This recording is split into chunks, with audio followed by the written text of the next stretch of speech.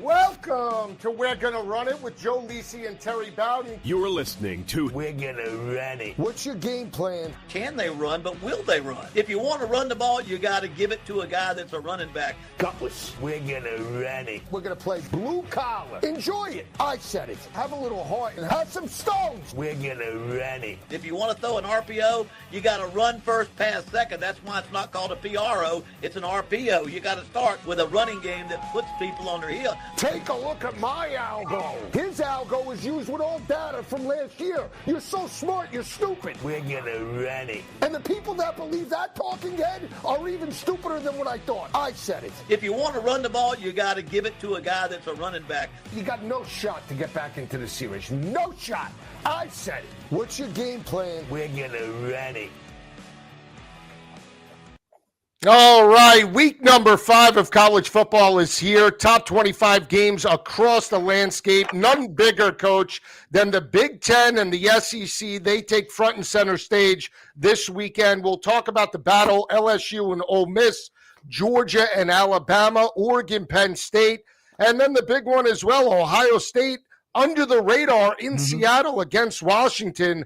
I guess out of the top 4 games, is there one that you're curious or want to see play out more than the others?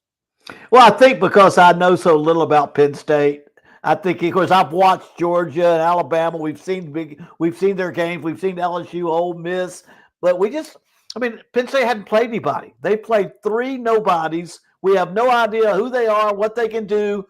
Kind of underperformed, and I had them pegged so high at the beginning, and they were picked, and they still are ranked high. So I am curious how they're going to look in a game that everybody's wondering do they have more? Because they got Oregon, and can James Franklin win a big one? Yeah, that's the big question. Yeah. 4-20 against top 10 competition. Yeah. I told you I think his body of work was better at Vanderbilt up until this point in his career. Back-to-back 9-4 campaigns. He won 2 straight bowl games with the Commodores. Comes to Happy Valley, huge expectations.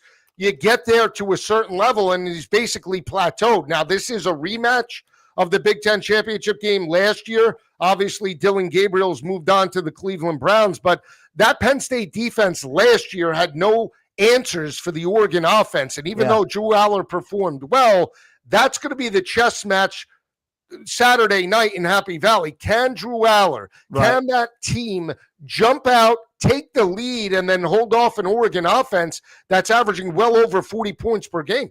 And a new defensive coordinator, Knowles, who was at Ohio State, coached against Oregon twice, beat them in the Rose Bowl the second time, won the national championship, had the number 1 defense. He's got to have some impact on how they play the game, how they scheme Oregon. He's had a pretty good chance in the past, and he's been around some pretty good defense. He really has. And again, I guess that when you have a new defensive coordinator, even though Jim Knowles has been at Ohio State, had great success, came from Oklahoma State, and you can make the argument, once Jim Knowles left Mike Gundy, that program's never been the same, and Mike Gundy got fired this past week. But it still takes a year or so. Even though we know Penn State's good, they lose Abdul Carter, they lose some pieces. They're certainly not as elite or stacked, in my opinion, as Ohio State, a team that he left. So doesn't it take a learning curve per se? I'm not suggesting they're going to fall off a cliff, but playing at an elite level from just his first game on is a little difficult, isn't it? Well, I think you mentioned the number of quite a few great football players. The more talent you got, the better you're going to be, and the more simple you can just let them play football. So depending on if he does not have as much talent as he had at Ohio State, or a lacking in some areas, he'll have to be able to bring it along slower, much slower. My big deal was I don't know how good they are because they played nobody. And so I just don't know how they're going to shape up against a really good Oregon football team with a lot of weapons that can hurt you in a lot of ways. Do you give the edge coaching advantage-wise to Lanning or Franklin in this situation? Franklin's at home. But again, against elite competition, Ohio State and Penn State respectively, not as good against those type of teams. But would you give the edge to Lanning in this situation? I just think he has that air about himself. He knows he can win a big one. He knows his confidence. I think it, and we talked about this earlier. James Franklin, and I know I'm in the business, and I know when you got that feeling, do I get labeled a guy that can't win the big one? Is this going to be my legacy? And it eats at you and gnaws on you. Now, it can make you better or it can make you worse. And I know we're going to see that, I think, with James Franklin. That's why I said, people, regardless of what you saw the first 3 games of Penn State, they knew back in February they didn't play anybody till the 4th game. And everything they've done in the offseason, they may have done it only behind closed doors, not even tell their players, but they were planning and scheming for this Oregon game. So I think Lanning probably is a little more relaxed. He's going to do what we do best. And on the other hand, sometimes you got to do a few things a little different if you want to upset somebody. Now, we don't think of Penn State as an upset, but in a lot of ways, because of the history of James Franklin, it would be an upset in a lot of ways if he did beat Oregon. It would. And I think when you look at, the spread in the game, just from how dominant Penn State has been in recent years, they have basically over an 800 winning percentage at home under the James Franklin era. They've been dominant against mediocre competition, beat up on out-of-conference opponents for years, and this year they've struggled or maybe held a little bit back. Right.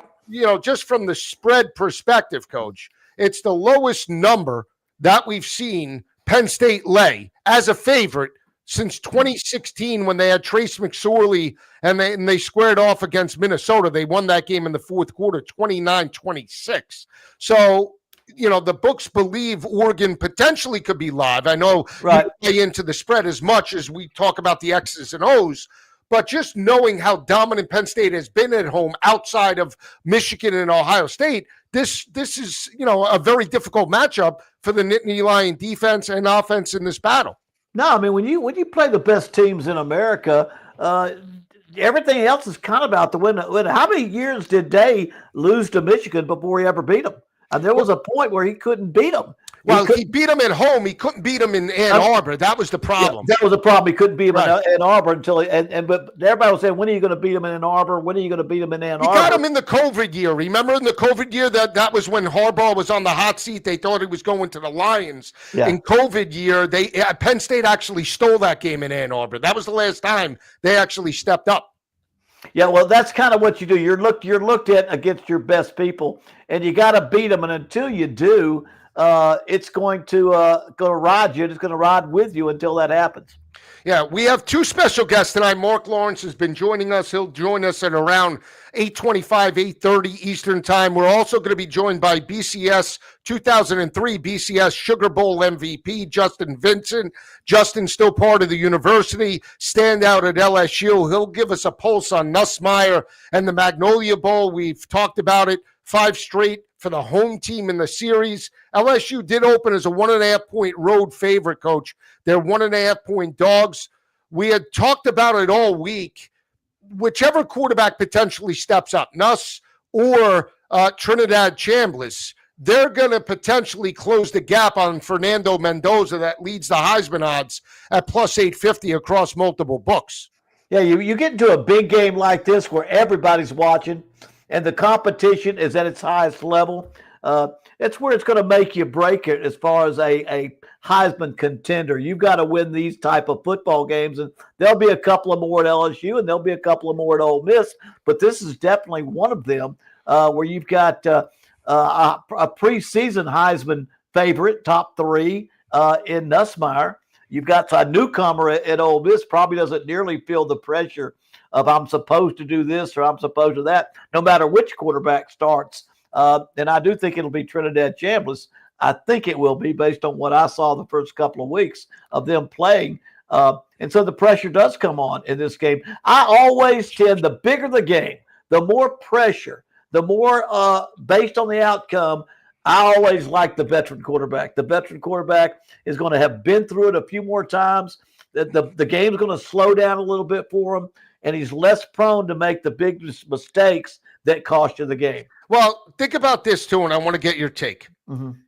He's Lane Kiffin, meaning he's got, if Austin Simmons is good to go, right, he loses nothing by starting the hot quarterback in Trinidad Chambliss, If he fails the way you could make the argument Connor Wegman did against that performance against LSU last year, and Mike Elko pulled the plug and had Marcel Reed run all over that defense, he loses nothing by going back to Austin Simmons if he has to pull the game out, let's say in the second half. But if he starts Austin Simmons and the kid is horrible, and it's not because of his ability, but he hasn't played in 2 weeks. So he could be rusty. And then let's say you're at a double-digit advantage, deficit at home or at halftime. Now he's got to answer all those question marks, right? Yeah, I mean, he's got a little leeway. Lane has a little bit of leeway in this game in the way he utilizes these quarterbacks. I think he would like whichever one plays, and they've both been pretty dang good. And I wouldn't be shocked if he went with one or the other. But he's got a little leeway where if one gets one's banged up a little bit, I'm going to go with the other one. Or this guy's just feeling his way in, I'll go with the other. You've got a game or so you can play around with that. And then after that, it gets to be a liability, I think, for people not to have confidence in which quarterback is your guy. Because almost always you need to have the guy. It just doesn't work very often that way, any other way. I agree. And I think when you look at the matchup, I buy more into the experienced quarterback, Nussmeier. Mm-hmm. Again, even though he hasn't played up to what we saw last year, it's a different identity with this team. They want to play more ball control. They want to rely more on their defense. Again, third down defense has been fantastic, holding opposing offenses to 27% conversion rate. They're, only giving up 62 rushing yards per game. That's a good recipe to take on the road in a tough environment. And when you know that the home team has won 5 straight, that's not bad considering the situation, correct? No, exactly right. You look at that odds and you go in there to LSU and you got to throw some of that stuff out the window and go back to what you have to do well to be victorious or win the football game. And I still think it'll come down to not just Nussmeier. I think Nussmeier will probably – the LSU offense will be the reason they win or lose that ball game because the defense is going to play great. They're going to take care of their business, and it's how much will they contribute on offense or not contribute. And I think that'll be the important thing. Well, if you want to get, the update on LSU, you bring in the 2003 BCS Bowl, Sugar Bowl MVP, Justin Vincent joins us. He is standout at LSU under Nick Saban and Les Miles. Still connected with the program. Justin, thanks for joining us tonight. Thanks for having me, as always. Appreciate it. Always a pleasure. So give us a pulse, Justin. Last time we had you on, you were making the trip to Death Valley, the other Death Valley in Clemson, South Carolina. LSU stepped up, blue-collar win 17-10. This is the Magnolia Bowl. We know that, the home team has won 5 straight. What's the gauge of LSU and Brian Kelly heading into this matchup? They've always, I guess, a little mantra that they set out in training camp, 1-0. That's the thing. They didn't look ahead. They're not looking back.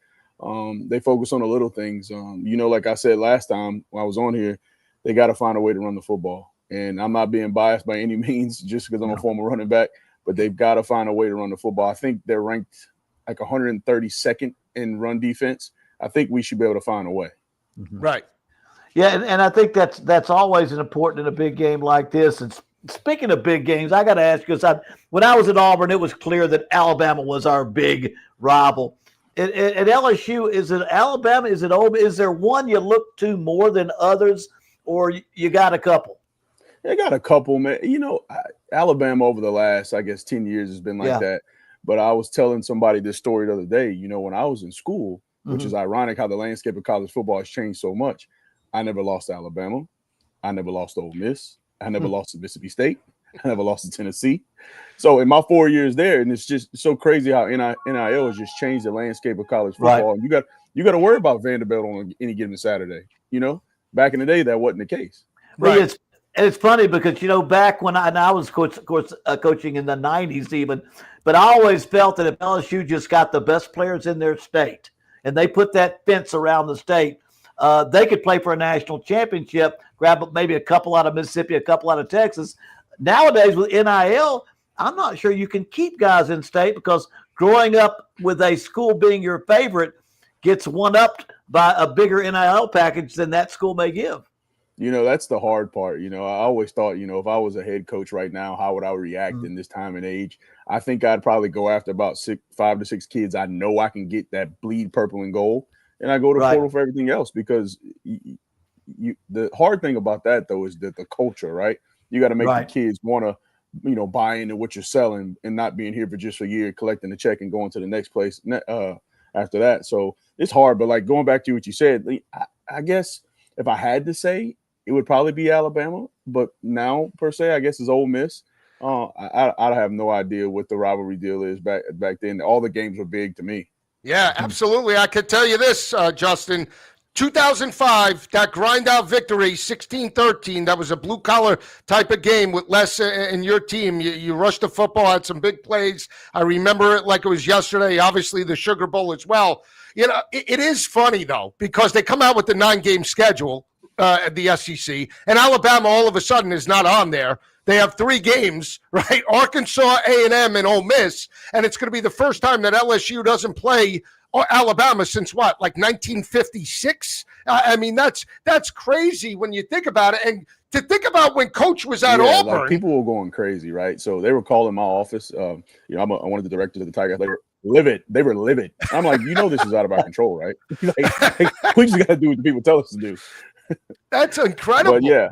That's incredible. Yeah, I don't know how they miss it. How they miss out on putting Bama on there. It's nuts, Coach. You were in '98. You were there from '93 to '98. You were coaching against Jerry. Well, that's when the Tigers had Herb Tyler and Kevin Falk and that whole group. That was a great group at LSU back then. We were there 93 to 8. We played LSU and it's had some great football games. That was funny because I had a winning record in Baton Rouge and a losing record against them in Auburn. It was one of the weirdest things. We kind of were backwards on those things. But I was going to mention one thing because I've got a lot of connections to coaches you worked with. I played at West Virginia, and who was a defensive backfield coach but Nick Saban, and Rick Trickett was a defensive line coach. And then but then Jimbo Fisher, I signed him out of high school, and he was with me 14 years. And then I had one of my favorite all-time coaches. Did you know Pete Jenkins at all? Oh, yes, sir. Yes, sir. One of my favorite coaches. And tell me this. I mean, we really think, and I really do, that a lot of people who just get into what the line is and the wagering don't understand, not just players, but some coaches do a better job of getting kids ready to play fundamentally than others. Some guys are just better coaches than others, I believe. Oh, 100%. I had the luxury, like you were just talking about. My OC was Jimbo. My defensive coordinator was Will Muschamp. Oh, yeah, Will. I gave Will his first job. Yeah. Lance Thompson. Oh, gosh. Yes. Obviously, Coach Nick. Kirby was like a brand new kind of, I don't know if he was like an assistant DB coach at the time. Yeah. Like it was a wild dynamic if you look back at that 2003 coaching staff. Oh, that's incredible. That's incredible, Coach. I mean, and I forgot about Derek Dooley. That's right. Yeah. Derek Dooley, former Tennessee coach, and at one time it was right, Coach. 3 coaches that had law degrees. You, Derek Dooley, and who was the third one? Mike Leach. Rick Neuheisel. Rick Neuheisel. And Rick Neuheisel, right? Nick Neuheisel, it sure did. Yeah, dumbest guys in the world. So Justin, let me ask you this, because when you look at this Blake Baker defense, last year, we had high highs and certainly low lows. To stop a mobile quarterback was a concern, especially against Jalen Milroe. The second half against A&M against Marcel Reed. I feel that they're better equipped this year. They can run sideline to sideline with Harold Perkins moving back to the star position. This defense has only given up 62 rushing yards per game. They limited Cade Klubnik, a mobile guy. They're going to have to contain Trinidad Chambliss, especially if he's the starter. Do you think this defense could step up? And what have you seen this year that's a little bit different in Blake Baker's first year at the helm? I think his first year he was kind of filling out the guys. The guys were filling out him, trying to figure out what works best, plug and play type of situation. I think now guys are set where they're going to be. They know it's expected of them. And I think the thing with Blake is he makes everything simplistic, right? You don't have to get out there and try to confuse folks and make them think more than they should be playing football. They know what they're supposed to do what you're supposed to do. Don't worry about the next man. And I think he does a really good job of putting those young men in great situations. But if they could stop Chambliss from running around and force him to throw, I think it's going to be a long day in Oxford for them. I'm gonna get into a little bit about the portal transfer because again I've been coaching since the '80s and I worry that players and in the ability for players to move so many times. I worry a little bit. Does a player ever learn his alma mater, have a favorite color, meet his wife on this campus, have best friends for life? I mean, all those things that we got out of college. I'm not sure they got. I guess they're getting money, but they're losing a lot of things that sure are important to me. Yeah, I mean, to me as well. I went down on the sideline. I think last year. I can't remember after a game. I normally sit up in the box and I'll wait until they start cutting the grass before I start moving around because traffic is just so bad in Baton Rouge. But I went down there just before the clock ran out, and they ran to the student section to sing the alma mater, and there was probably like 10 to 12 dudes singing. The rest of them didn't even know the words. No. And I'm like, what is this? What is this? Blasphemy? I was like, what is this? I really didn't understand it, but it's this time and age, I guess things are just different, and guys are here to put themselves in situations so they can move on to the next level. Yeah, that's what it's all about. I tell you, I've been down to Baton Rouge a couple times before the start of the season. Love Chimes. Had my first blackened alligator down there. It was a great place. And just the way the school is, facility second to none. It's incredible, and I really believe they're going to step up, Justin, in this game. And again, everybody's talked about Nuss, whether he has a torso injury, whether he's not performing up to what he had last year. I just think from a philosophy perspective and where Brian has this team right now, I just think that they're relying on the defense. But when push comes to shove, if Nuss has to turn it on and that wide receiver core have to step up, they could go toe-to-toe with anybody. Oh, 100%. I'm willing to put our guys up against anybody. The only thing that's kind of fresh, just like Ole Miss, brand new O-line, guys are trying to fill out each other. And if it comes down to that, hopefully Joe Sloan will put us in a situation where he's got to get the ball out of his hand pretty quick and not let him, camp out in the backfield and take so many hits running for his life. But I think we have some of the best guys in the country, especially when it comes to speed. They put a 4x4 team together. I think they can give the USA Olympics a run for their money. It's incredible. Let me ask you something, because I get interested in other people's opinions, having coached in the SEC. Some of the toughest, now I consider obviously Baton Rouge to go in there. I consider LSU one of the toughest places to play for 3 reasons: huge stadium, hot as Dickens, and great talent. It's kind of like Florida back when Spurrier was there. Those are the 3 ingredients: the size of the stadium, the heat, the humidity, and then the talent level of the team that plays there every week. And are there some stadiums that really were tough for you to play in? You thought that were tougher to play in? Florida was like that because as their fans are on top of you on the bench. Yep. There isn't that much, just like about 5 yards, and that's about it. I mean, if they reach over, they could touch somebody sitting on the bench. I mean, they get to yelling, and Georgia is pretty intimidating as well. But I was the type of kid. My dad had me trained very well when I was young. He was like, "Listen, you've done this before, right?" He said, when you start getting nervous is when you make mistakes. Once you get hit, it's football. Don't hear a thing. It's just football. That's it. Before you go, Justin, I just want to get your take on the running backs: Caden Durham, Jackson, Harlan Berry. Caden Durham, this offense averaging $116 on the ground. To your point about Ole Miss giving up 190 rushing yards per game. I believe that's the game plan to open up the passing attack. Who are you looking for to really shine out? I mean, is it going to be Caden Durham, or is it going to be one of the younger obviously guys? Caden Durham.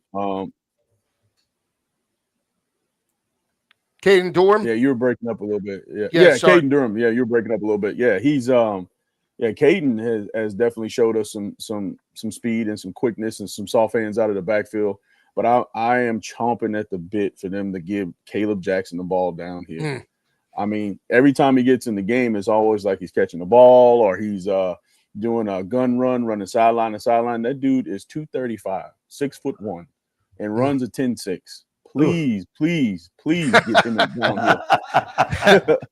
We'll see. Are you going to the game this weekend? You're staying home? I'm staying home. It's my 5-year-old's birthday. Plus, I cannot stand Oxford. Oh, there you go. Well, there you go. We'll root it in together. Hold on, let me say something real quick before I go. Talk to me. So the reason why I can't stand them because their fans are kind of like whatever. But you're breaking up a little bit. Can you hear me? Yeah, we got you. Go ahead. Can you hear us? Can you hear me? Yeah, we got you. I got you. No, the reason why I can't stand them is obviously their fans. Yeah, I can hear you now. All right. Their fans are pretty obnoxious, right? But the thing that chomps me at the bit is that when you walk out of their tunnel and you look up to the top left, they have SEC Western Division champions 2003. If my memory serves me correctly, they didn't go to the SEC championship game. That's incredible. That is incredible. And if you let some of the Ole Miss players say it, they tell you it was a tie. Yeah. Oh, incredible. Incredible. Yeah, that was the Nick Saban. That was Nick Saban back in the day. I remember it. We'll see how this game plays out. I think LSU will break the string of 5 straight home wins in the series. I think Nuss breaks out, and don't be shocked if at the end of the week, Nussmeier's back in the race for a Heisman Trophy. I hope so. That's the plan. We'll see. Go Tigers. Justin, always a pleasure. Thanks for joining us today. Definitely. Thank you, Justin. Thank you so much, Coach. All righty now. Yeah, that's great stuff by Justin Vincent. We had some technical difficulties, but Coach, you hear it when you talk about the fight song. You hear it about NIL. Yeah. You hear it about certain situations. What the difference is back when you coached in the SEC and back to where we are now. Do you feel like it's a different type of coaching gig? And you coached at ULM 3 years ago, but I mean, is it a different landscape even 3 years ago than it is now? Well, I think it began. I had the opportunity to coach before NIL, before portal transfer, and then with it. Now, right. I come from a different perspective. When you're at the Group of 5 schools, you're usually on the other end. You're losing your best players, and best thing you can do is pick up some people to replace them. So it has a definite impact on your program, but in a different way. I do think this. Those of us, there are a lot of coaches that may have been able to adapt. They just chose not to. They say, you know what, it's about time to retire. Right. And there are coaches now that they've got their first head coaching job, or they're really guys that have been at the Power 4 level for about 3 or 4 years. That's all they've ever known. So that's right. What they'll be better at dealing with it. And they won't remember what it was like. All the other things that we had, they will not remember what that's like. And so in a lot of ways, the portal transfer, the NIL, that's for the coach of the future. Now, I will say this. If you're going to coach in different decades, you better learn to change your offensive scheme, learn to change your defensive scheme, and learn to change the way you recruit, because it changes about every 10 years. And I was a head coach in the 80s, the 90s, 2000, 2010, 2020. You add 2 decades, you get my dad's career. A lot of changes. And the key is you got to change and adapt no matter what the new rules are. But this new one with portal transfer, NIL, I think the young coach who's raised in it, and that's all they've known, they're a little bit more comfortable in it, whereas the old guys like Nick Saban say, you know what, probably a good time to retire. Yeah, and I think that's what makes, coaches like Dan Lanning, Lane Kiffin in the current landscape successful. They get social media, they get the NIL, right. And it's just a new era of college football. And we'll see again that big game in the Big Ten between Lanning and James Franklin, whether Franklin actually steps up. But Justin knows the player personnel better than anybody for LSU. And again, those running backs.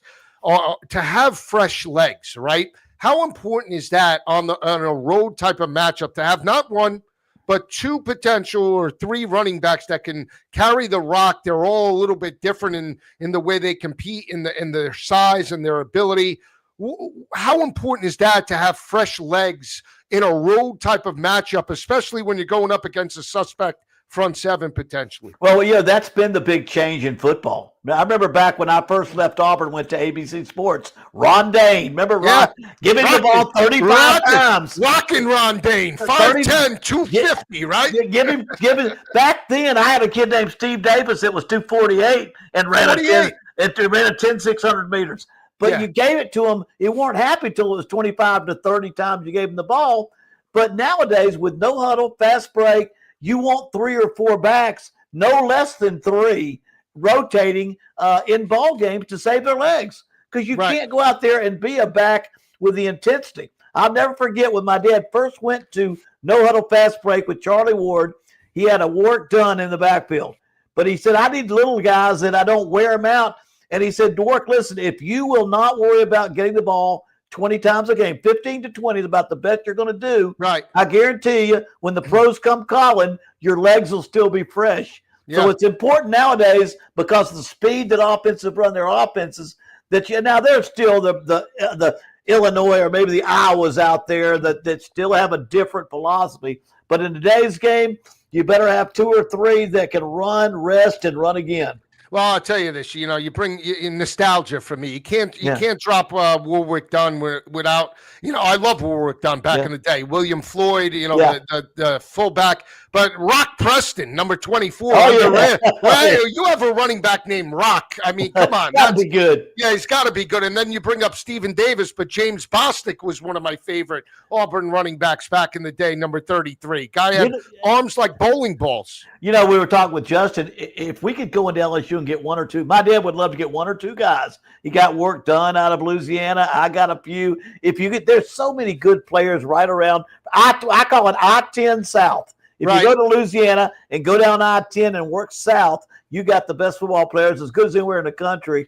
And we all tried to get 1 or 2 out of there, because if LSU got them all, they were going to be playing for a national championship. I tell you, I really like LSU in the matchup. I'm not a homer. I just look at this objectively. If I thought LSU was a disadvantage, I would say it's a no bet for me. But I really like the 1.5 points. I think they break the string. I like having the experience of Nussmeier on the road. I think the defense is a little bit better. I think they pull it out, and I think they win it. Not when I say convincingly, a 7 or more when you're catching 1.5 is pretty convincing as this game plays out. Last time it went right down to the wire with Jaden Daniels and Jackson Dart in Oxford. LSU was in striking distance, couldn't convert, and Ole Miss steals it. So we'll see. Styles make fights. Lane said take the over. I don't know if I buy into that. 52.5. We'll see. I do like Nussmeier over the passing prop in the ball game. Let's talk about some other games before we're joined by Mark Lawrence. This Alabama game. Alabama's won 9 of the last 10, 4 of the last 5 by 11 points per game. But again, identity. What is Alabama's identity? Just because Jam Miller's coming back, that's great. But I look at the game last year, after they made adjustments, Alabama couldn't run on that front 7. And again, you take Jalen Milroe out of that offense that rushed for 20 rushing touchdowns against opponents last year. Ty Simpson's good. He's not that good athletically. He's a better passer than maybe Milroe, but this defense, I think, could step up. How are we looking? I like Georgia minus the 2.5. I like their identity to run the football. How do you see it playing out? I'm right with you on this one, too, and we don't agree on a lot of games, but this one we agree on. I love Georgia for several reasons. One, because they can run the rock. They can run the football, and that, to me, when it comes to big-time teams playing against each other, and the defensive lines are a little better, the talent is a little bit better, you better be able to run the football. And I think Georgia has shown that commitment. I will say this about Kalen DeBoer. I haven't yet to see that total commitment to a running attack. Now, to me, a scrambling quarterback is important to have. They extend plays, but that's not the running attack I'm talking about. I'm talking about knocking that defensive tackle on his ass and getting after him, double team, and bringing the back downhill and running. And that quarterback can be involved in that too, because you think of the way Haynes King runs. I mean, there's a physical running quarterback, but the scrambling part is not what I'm talking about. As important that is, are they committed to running the football? I know Georgia is. Number one, that's why I give them the edge. Two, I just think they play at home. They play a great football game at home, and they are that's a tough place to play. I've played at all the stadiums in the SEC, and that one is as tough as anywhere between the hedges. And so they're playing at home. They can run the football, and of course they play great defense. 33-game home winning streak. Yeah. So, that's not easy. Now, they almost gave it up last year against G-Tech. I know. Anything's possible. But I agree with you. Here's the other thing: the revenge factor. The fact that Kalen DeBoer, I think, abused Kirby a little bit last year in the first half. Even though they got back into the game, he was sort of exposed as a DC in that matchup, right? He wasn't prepared for Milroe's athleticism. I think Kirby's got this game circled. They're not going to walk into Athens. The other factor, too, is Carson Beck was mediocre last year. We didn't see the same Carson Beck that we see this year. The 2003 Carson Beck, where he threw for 24 touchdowns and 3 interceptions. I think that was the difference. He was turnover prone, looked like a deer in the headlights. And I think Gunnar Stockton, I think he's a little more gutty, than maybe Carson was last year. And I believe in the wide receiver core. So we'll see. But we're going to bring in Mark Lawrence. He's been with us over the past 3 weeks, breaking down all of the matchups. Mark, it's week 5. I don't think you get bigger, Mark, than the games that we have here, especially in the SEC and Big Ten. I mean, just give me your thoughts about this weekend in college football. Well, I think the SEC and the Big Ten, they hogged up all the good games this week. That's what I think. I know.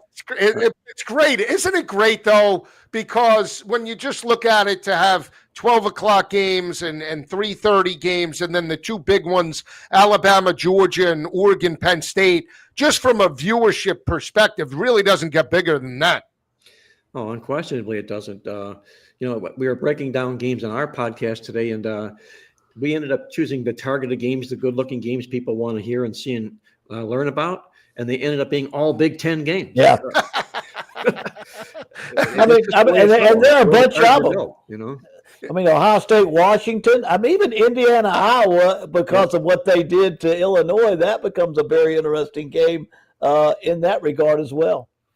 Yeah, Indiana, Iowa's a tricky football game because, what are you going to get from Indiana this week? Are they going to keep their foot on the pedal? Is Kirk Cignetti the kind of a guy that will do just that? He won't let his opponents breathe? Or will they prove to be human and let up a little bit here this week? That's going to be a good football game. It is. And I guess Coach will attest, when you have an opponent that's in the corner and they're begging for a standing 8 count, Cignetti's one, he, sweep the leg. Remember the Karate Kid? He doesn't care, right, Coach? I mean, when he smells blood in the water, he goes for it. Yeah, I've known Kurt since he was 5 years old. Again, his dad was my dad's offensive coordinator at West Virginia. Then he was my head coach. His dad was an offensive genius. You didn't hear about him so much because he was IUP in Pennsylvania, but that's where Kurt went back and got his coaching started. But I'm going to tell you, Kurt will score as long as he can, as much as he can. And I believe a little bit, he's had to be the underdog. You got a little chip on your shoulder when you're coaching great football and you're an IUP, or you're coaching great football and you're at James Madison, and then you get the Indiana job, and it ain't basketball, it's football. You get a little chip on your shoulder, you got something to prove, and I think that's one thing he's got. When I do think when he has a chance to keep tacking it on, he's not taking a knee on the 1 yard line. That's all I know. Well, he hasn't let up since last year. Yeah, Coach of the year, I think he was last year. Yeah, well, deservedly so. Done a good job. I will say that he has. But tell me what you think about let's go Oregon, Penn State. I am so as a football coach, I just wonder because Penn State has not been kind of vanilla on offense. They haven't played the Sisters of the Poor. They played nobody. And as a coach, I'm sitting there thinking, God, back in February, I looked at my schedule. I knew I didn't play anybody the first 3 games. I knew I haven't won the big one. I'll be thinking about that Oregon game since February of last year.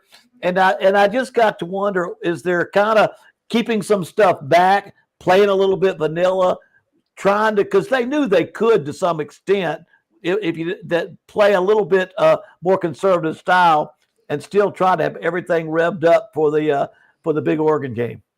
Well, there's some lessons to be learned when it comes to James Franklin. He's a notorious cripple shooter. He'll beat up. Yes. He'll beat up on the bad guys, and it's said that he likes to cover the money for the alumni as well. I mean, there's been some weird games where he's called timeouts with like less than a minute to go, and should have just kneeled out and got out of there, but he passed the ball. So that's a story for another day. But I think what he's got to overcome here, Coach, is the stigma that he's got that he cannot beat good teams. What's the number, Joe? 2-18 against top 5 ranked teams. Yeah, 1-18. 1-18. He's 4-20 against like top 10, top 15 opponents again. In the AP, he's absolutely atrocious. And I told Coach, I think his better coaching job was at Vanderbilt than it was at Penn State. But I guess the one thing, and Mark, you put a lot of weight. Typically, we know that he beats up on the Patsies, and the fact that not that they've struggled covering the number, but they've sort of been, I want to say, lackluster and methodical. Are we putting any weight into that? No, I don't think so, because we know what we've got here. Where they rank in the AP poll speaks for itself. You've got 2 of the very best teams in college football, and I think you're going to see their A games both on Saturday. Now, the question is, will the whiteout help Penn State? Really, it's talked a lot about. It's a focal point for the announcers and everybody else, but I went back and looked, and their record is nothing exceptional in whiteout games. They're a little bit of a winner, but they're not a winner to the point spread. And the reason they're not is because they lay some pretty heavy points in games like this. Now, they're not laying a lot of points here this game because they're taking on a real quality opponent in Oregon. Right. And he has a chip on his shoulder because Oregon took him out last year in the Big Ten championship game. Yeah, absolutely. Absolutely. I told Coach, just so you know, quick stat, lowest favorite, right, point spread wise for Penn State, dating back 9 years since the game against Minnesota. Interesting. They laid right 3.5, 4 was the number against, and they won that game 29-26. That was against Trace McSorley, who Coach went against in 2014 with Jesse James, the tight end that's now was with the Pittsburgh Steelers. Coach played. He covered. I think he covered that game. But that's a great point you make there, Joe. Because the thing I've noticed with good quality football teams, especially when they're led by obviously good head coaches, is when you find them in point spread ranges where they're not heavily double-digit favorites. They're favorites of single digits, less than 10 points. That means they're playing quality opponents, and usually you're going to get a good football game. And these single-digit home favorites in games like this generally have a tough time beating the spread in these football games because they're going to go up against it. The opponent they're playing right now is as good or better than they are. It'll be interesting to see whether he can get over this small hurdle here. Yeah, let me ask you about this because I'm looking at your game. So talk to me about, because we haven't talked about this game yet. We'll go to the Big Ten, USC and Illinois. So Illinois gets smacked around, right? They were catching 6.5, and I think a lot of people thought that Indiana wasn't deserving. They thought it was a fictitious line move. They didn't think it was short money. We saw 4.5s go to 5.5, 6.5. I even think, and I correct me if I'm wrong, right before kick, you might have been able to get 7 with Illinois. They lose 63-10, and now they face Iowa in this matchup. Anything stand out to you? Because, Iowa's that blue-collar team, but all of a sudden they break out because they got pushed by Rutgers last week. How do you see this playing out? Well, Coach, let me ask you this. If you're Illinois this week and you're red-faced and you're embarrassed after what happened last week, what are you telling your kids this week? You got to go out and even the score up a little bit here, guys, and show them who you really are, or are you going to lay down on the mat and not show up? And they play Southern Cal. That we've got Southern Cal is playing. Now I got my Southern Cal playing Illinois. Yeah, yes. Southern Cal. They're playing Southern Cal. Illinois is, and Southern Cal is going to come at you throwing that football just as much. Can you make the adjustments that you need to make to have a bigger impact? Because you lost by 53. I mean, even if you cut that down to 10, that's too much. Is it a scheme and a type of football? I'm always worried if you don't throw it or play wide open at all, then when you come against somebody, that's the way they play it. It's hard to imitate it in practice. It's hard to look at that, Well, let me say this, Joe. I lost on Illinois last week, and I'll be at the head of the line to admit that. But I didn't go to Illinois because I was anti-Indiana. I went to Illinois because Illinois was a very talented football team. They had a lot of returning starters and a lot of production coming back. They got off to this really, really good start. and I thought they were deserving to be within a touchdown of the point spread in the game. It's just that that's the way that game fell apart. It just completely went Indiana's way that game, and I kind of look for a big improvement here by Illinois. And I'm going to also say this: Lincoln Riley, who was also a typical cripple shooter, he'll beat up the he'll beat the little boys up. But when he goes out on the road and he lays points, he does not come home with the money. He really struggles laying points on the road. He gets exposed in games like this, and I think you might find an upset here in the making. I think Illinois goes from that 7-point road dog last week to a 7-point home dog this week. I think that's too much of a change by the Vegas odds makers in this contest. It's a great point because you look at USC as a whole, and they are like the Ferrari until they hit the curb, and then they fall apart in 1,000 pieces. When they face a blue-collar team, they cannot play blue-collar football, and typically, more times than not, they lose those type of games. And you know Brett Bielema is going to try and test that front seven, running the football. I think Luke Altmaier's an above-average quarterback, didn't perform all that great last week, but he's at home in this matchup. You get a top 25 opponent. I think it's a great look, looking at Illinois. It's a game I'm not playing, but I was curious to get your thoughts about that. I know you have the two big ones on there that Coach and I discussed. I like Georgia and I like LSU, but how do you see both of those games playing out, Mark? Like all good games and good matchups, which we have here, you can obviously make cases for both sides of the game.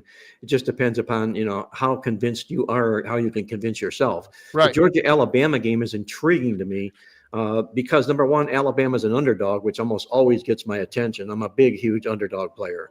And also, they need this game more than Georgia needs this game. If they take 2 losses and they're trailing Georgia 2 games in the SEC, they are not going to make it back to the championship game, Alabama.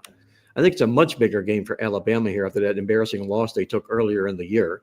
And the pedigree of Alabama being the dog, I'll take the points, but I'm not thrilled about what they're offering up. I think this game should be more like 6 rather than 3 in the football game. And what was the other game you mentioned, Joe? You have LSU and Ole Miss there. That's going to be a dogfight, Mark. I mean, LSU and Ole Miss. I mean, it doesn't get tighter than that. It's flipped. LSU opens as a 1.5-point road favorite. They're now 1.5-point dogs right here on Thursday. Yeah, it kind of goes into this Penn State-Oregon theory of what I call collision course, where you've got 2 undefeated teams going head-to-head, and obviously somebody's going to win, and more times often than not, it's the underdog that wins the game, or at least cashes the ticket, because he comes in with that underdog chip on his shoulder. Mm-hmm. Now here, it would be LSU because they're going to be the 1.5-point underdog, but when you open, like you said, Joe, Ole Miss was a small little dog in this football game, and right. had they stayed the dog, I just snapped the rubber band to Ole Miss in this football game here. They got big-time revenge from last year. They got a really nice football team again. And, we talk about cripple shooters, Coach. Lane Kiffin's never shy about that either. Yeah, Coach, I know it. I've seen him do it to me. He did it to me in the Boca Raton Bowl. That's right, in Akron, right? He laid it on. He got mad at us. We had a banquet before the game, and one of my assistant ADs made a comment that was not a good comment. Really? He laid it on me because he was mad at the assistant AD and just, beat the pee out of us. It was one of those deals. They were just better. I had no problem with that. And I'm not going to lose a bit of sleep if that's what somebody does. All right, I got a question now. Even if you're not, I don't know if you're even paying attention to the Florida State-Virginia game. So this question may be more philosophical, is I have all my family's buddies that are down there in Seminole land, but they average 58 points a game, 568 yards a game. They're top 10, and yet they're sitting with a 7-point spread on the game. Do you not give that much weight? It seems like the differences in their ability to score, and Virginia, who's probably Tony Elliott's best team he's had there, and is the trap game factor a big factor in this because he's got Miami the next week. Why would you have a 7-point? Why does that make sense? Well, are you asking, is the line too short or is the line too much? Let me ask you. I'm saying it's too short. I'm thinking if I got a top 10 guy, I'm thinking I got a top 10 team scoring that much. And in Virginia, I got back and I watched the last one. The last game they just played. I mean, they've been playing better than they have been, but they just don't seem to be top 10. There just seems to be a difference in what the two teams are doing. Well, I think what's going to help Virginia in the football game is, number one, it's an isolated game. They'll be on national television. It'll be to them like a Monday night game used to be in the NFL. All eyes will be on this game, which will benefit, I believe, Virginia in the football game. Number two, they fit into what I do. I'm a real technical handicapper as well. Right. I like to analyze the numbers, and what they've done here is they are a home underdog who has scored 40 or more points in each of their last 2 football games. That's a real good role for home underdogs. They're purring, they're hitting, and now they're getting points. Florida State has got to bring their A game, because you hit it right on the head, Coach. They've got Miami of Florida up on deck next, and they've never been any good in games before Miami of Florida, at least to the point spread 2-10 to the spread before taking on the Hurricanes. This could be a real bad trap spot for Florida State here. I'd be careful. I'll tell you this, Mark. There's a couple of games that have my attention. Now, I gave you the over in Texas last week. Well, I didn't figure that, obviously Sam Houston State would give us nothing, but we still got over that 51 and a hook fairly easy at 55 zip. They should have tacked one on just to make it, 58 or 62 nothing. We talked about Cal last week, and I brought up Justin Wilcox's road record. And I was on San Diego State last week, and San Diego State, as a 14.5-point dog, wins the game outright, 34-0, right? And now here comes lowly Cal, back-to-back road games with Boston College coming out of a bye week. And all of a sudden, we see a 6.5-point number.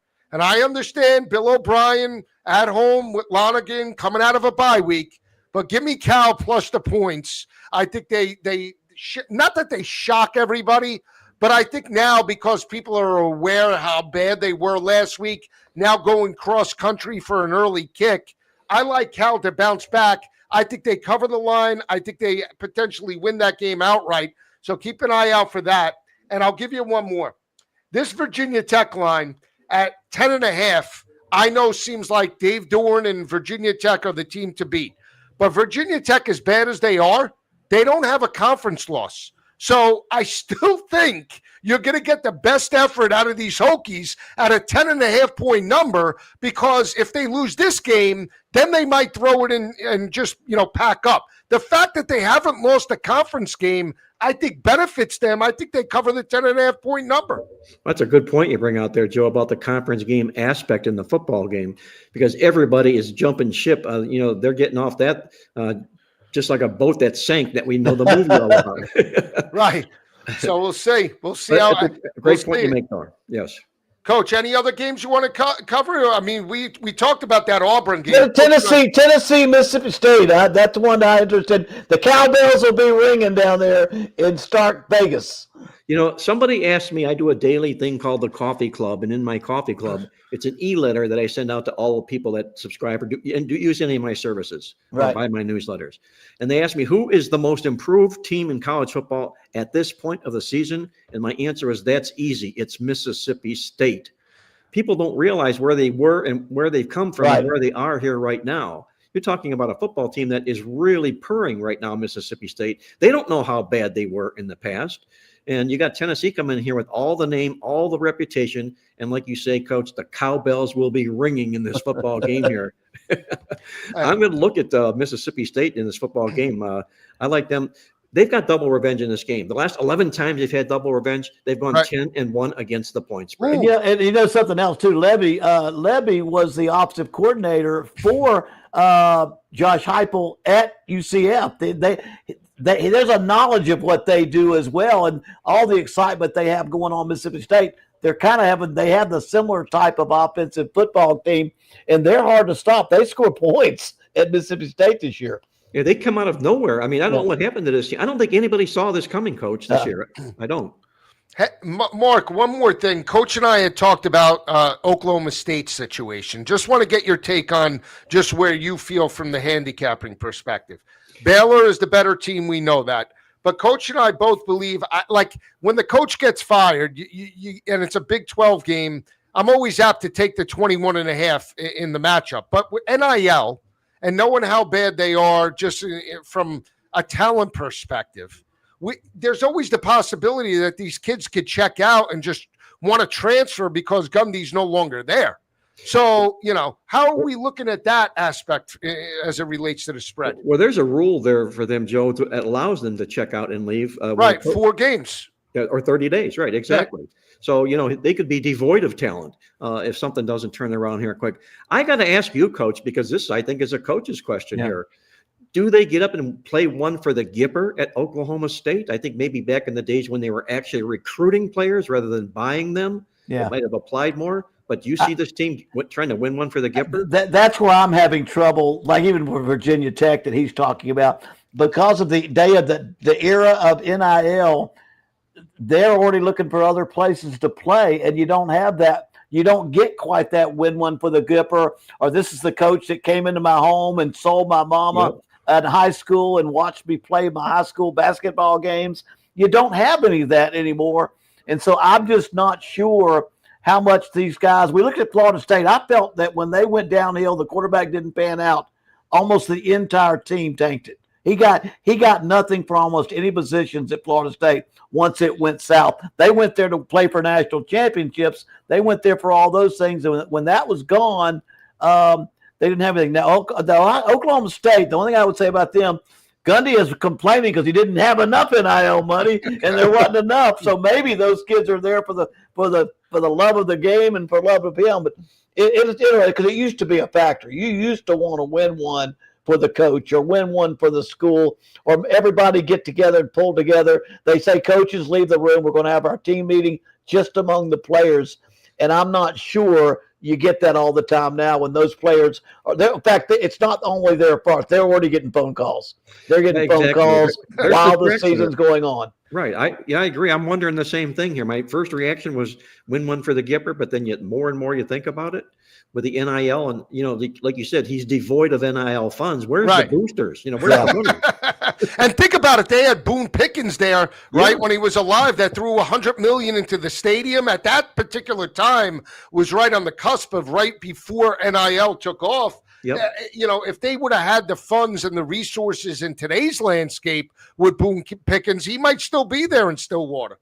It's a shame because Mike Gundy, I liked him as a head coach. Yeah, had great comments. You got great quotes out of Mike Gundy. Oh, always. He was the Mike Leach of the Big 12. You know what I mean? I'll never forget his famous quote of "Come after me, I'm 40, I'm a man." That was his famous quote. I'm a man. Yeah. I'm just thinking, hey, if they had women coaches, it would be, "Hey, come after me, I'm 39, I'm a woman." Come on. I'll tell you what, they're coming after him now. He's 50, right? So, he's in his 50s now, so we'll see how that plays out. He's done a great job. I mean, it's. They don't always end right, but he's done a great job there. He could definitely get a job again. The question is, would he get with somebody because of his tenure and just knowing how good he is as a head coach? Would you take a shot on a group of 5 or another school maybe looking for a head coach, depending upon if you have somebody that jumps? Would he go to a Memphis? Would he go? Let's say Silverfield gets a job. Would you think Gundy would go to Memphis or a team like Tulane if Summerall jumps?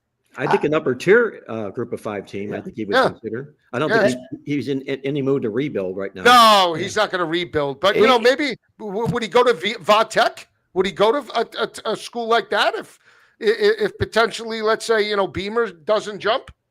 Well, they're a Power 5 school, who's had great success in the past. We can go back to Frank Beamer and Michael Vick and all the stuff that happened there. Right. It might be a nice reclamation project for him. I mean, not reclamation, but just the fact that he is at a well-known Power 5 football school. It is. Mark, they can pick up the newsletter, playbooksports.com. You send it out.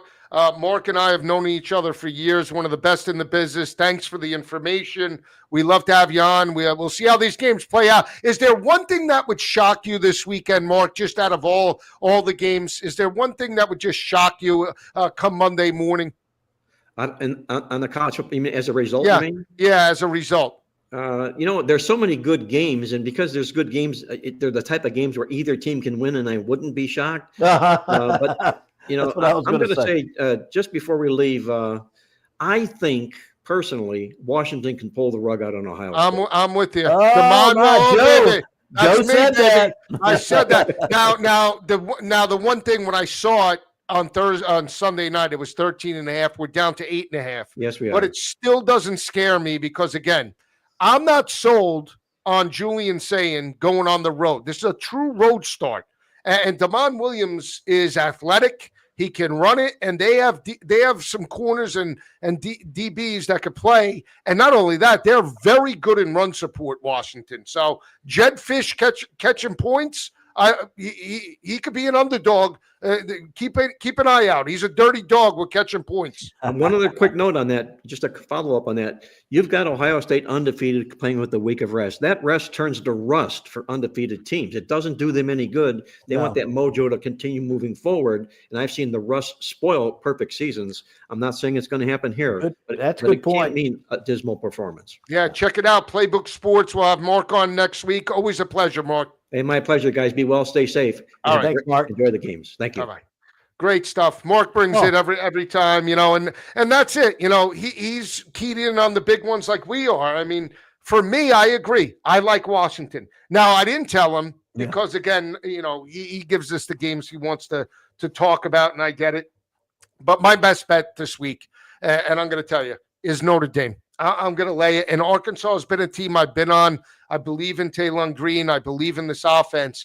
But I just think from a physicality perspective, you're going to get the best version of the offense and defensive lines of Marcus Freeman and Notre Dame. The fact that they got a win under their belt, they're playing with a little bit of house money, and they know, I believe, that they can run it on that front seven. When you have a front seven that got abused in the second half against Memphis, all of a sudden, ding, ding, ding, let's play bully ball on the road, and let's see if the kids are up to par to play Notre Dame style of football. And if they can't, it's going to be lights out. The fact that you're giving me 2.5 points of discount from 6.5 to 4.5, I'll take it.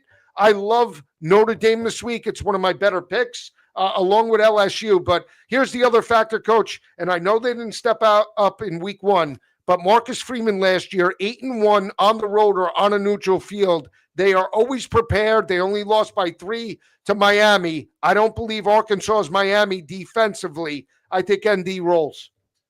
I tell you, it's going to be interesting in that game, and I'm gonna go back. I don't know why I've got myself fixated because when I on this Florida State game, not because my dad coached there, because I coached everywhere else, right? But as a coach, and I would get in my office on a Friday and try to take a nap. I'd look at that line.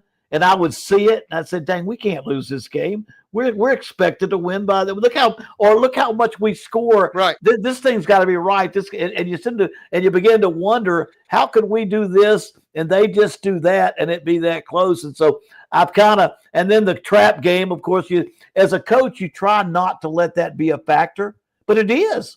It is right. when I don't care who you play before Alabama, when you're at Auburn, you better be ready, or who you play before, or if you're at Florida State, I know for a fact you think about that Miami game for a long, long time. And now that both teams are good again, it becomes a huge factor in getting your mind, hard to get your mind back on that game. And FSU guys, they think they're so good right now. They're probably that quarterback, he thinks he's good. They probably think they're so good. They're thinking about Miami, because they're just going to slide through this Virginia game, best Virginia team that Tony Elliott has had. Absolutely. So just answer me this. When you're a coach from your days at Auburn, Akron, when you had Akron back on top and you made it to the bowl game and you were winning games, and even UL Monroe and people, and I'll give you all the accolades in the world. You knocked off Liberty, Malik Willis, and Hugh Freeze as a 32.5-point dog. Can you tell early on whether the team is I don't want to say motivated, but can you tell if they're a little flat or up, like where you have to light a fire all of a sudden, like you don't like what you're seeing? Can you sense that early, or is it like at halftime that you make that adjustment? No, during the week, I'll be honest with you, during the week, I look for it continually. If you have too many slapdicking around before practice or during practice, you can't keep their attention. And I've always told my coaches, Coach, it's not up to them whether we have an intense practice. It's up to you. You get what you demand. And I can sense that when I feel like a team. But I'm very negative on a coach. And I've had one that walk up to me during pregame warm-up. We ain't ready to play. We ain't ready to play. Really? I'm saying, oh, yeah, he has that bad feeling. And I'm thinking, hey, I'd keep it to yourself. Right. Keep it to yourself because you're wrong half the time. Because sometimes the kids don't say a word and they play like crazy. But I think during the week is when that scares me because it's the preparation as much as anything that keeps you from playing well on Saturday. All right, so let's just rip through some games, and I'll give you some other games that you and I haven't covered. So Alabama, Georgia, are we in agreement? We're both leaning to the dogs. Again, that number, I'll just say it again. Since 2016, every time Georgia rushes for over 200 yards, they're an amazing 51-0 against FCS and FBS opponents. The matchup for me, Georgia's rushing attack going up against the front seven of Alabama. Alabama allowed 240 on the ground to Florida State. They're giving up 138 to opposing offenses. Georgia averaging 209 rushing yards per game. I like Gunnar Stockton. I like the Bulldogs. I don't care if it's Alabama. They've won 9 of the last 10. I'm laying the 2.5. Coach and I both like the Bulldogs in this matchup. LSU and Ole Miss. I know 5 straight by the home team, but again, veteran quarterback and Nuss. I believe that LSU, to Justin Vincent's point, has better playmakers. I believe in the defense more for LSU than I do Ole Miss, giving up $190 on the ground. Again, Trinidad Chambliss might start fast. He might not. And that's where I think if they push tempo, LSU's equipped. I think they win the game outright like LSU. Total, I lean to the under, but I don't love it. I like LSU as well. When you got what's it, 1.5 right now? Yeah, 1.5. It's almost a daggum toss-up. I've got LSU as well. That's one I agree with you. All right, we're going to start disagreeing, I could tell. Well, I promise you, we know that.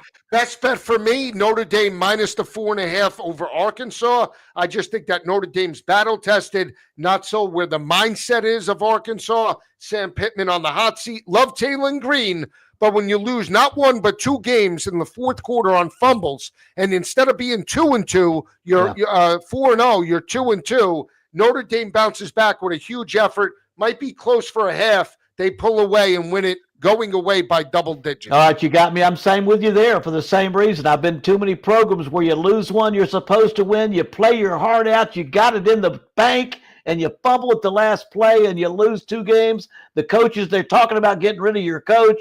All of a sudden, it starts to go south. I think it's going to be hard to get Arkansas up, and I've been an Arkansas fan all year. I think Notre Dame's going to take it. All right, so Auburn, Texas A&M.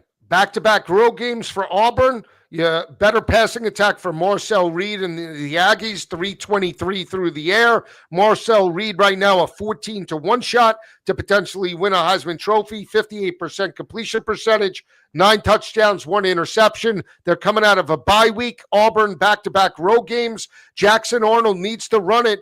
This offense for Auburn, they run it first, 198 yards per game on the ground, only 185 through the air.